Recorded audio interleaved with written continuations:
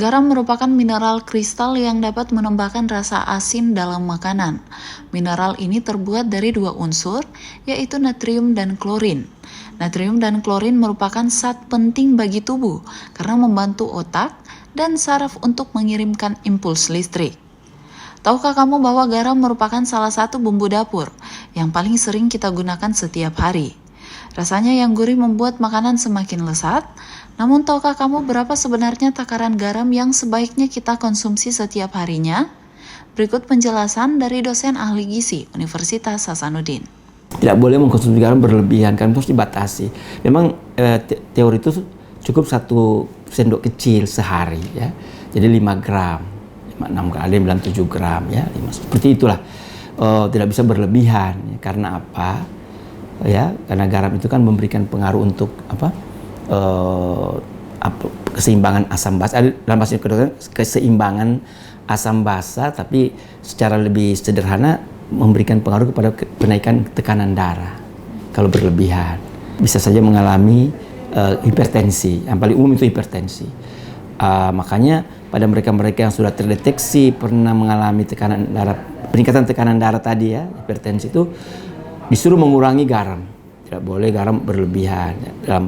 Kalau kita itu, ya tentu kalau kita makan di rumah orang seperti itu biasanya tidak terasa garamnya, ya, karena dia batasi, ya, seperti itu. Sejauh ini memang kita tidak ada, kalau misalnya di bawah itu cuma ada terkait dengan kualitas garam itu sendiri yang ada yodiumnya. Jadi kalau kita konsumsi garam yodiumnya kurang, maka berarti asupan atau kebutuhan yodium tidak terpenuhi. Dan ini yang banyak terjadi di masyarakat, apalagi masyarakat di desa-desa atau di golongan menengah ke bawah yang membeli garam seadanya, ya. Yang penting murah, ya. Sebenarnya ya ada juga sih garam beryodium yang murah, tapi kan ya biasanya orang menurunkan harga garam itu karena mereka tidak memberikan kualitas yodium yang baik, ya. Kenapa kita orang-orang yang menengah ke atas itu mencari kualitas garam yang bagus? Memang mahal, tapi kita jamin yodiumnya cukup. Nah, yodium ini sangat penting untuk seperti kecerdasan, ya. Yodium ini juga penting untuk, karena kita butuh yodium itu untuk, ya, metabolisme yang secara kosin tubuh kita ini butuh yodium, ya.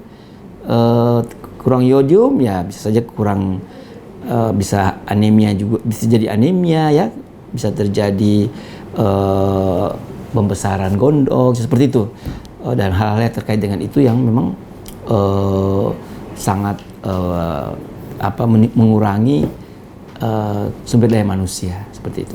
Kalau kita tidak membatasi makanan-makanan instan yang notabene kan memang garam itu dipakai juga sebagai pengawet sodium, kan bahasanya sodium, ya. Kalau kita bilang, coba ambil aja makanan kaleng, pasti ada sodium bikarbonat, sodium apa yang notabene itu garam, ya, sodium itu, ya. Dan kalau tidak dibatasi, ya tadi itu bisa memicu penyakit-penyakit, terutama hipertensi itu. Jika kita mengonsumsi garam dalam jumlah yang berlebihan, tubuh kita akan menahan lebih banyak cairan yang bisa menyebabkan tekanan darah tinggi. Hal ini merupakan salah satu faktor risiko utama untuk penyakit jantung dan stroke.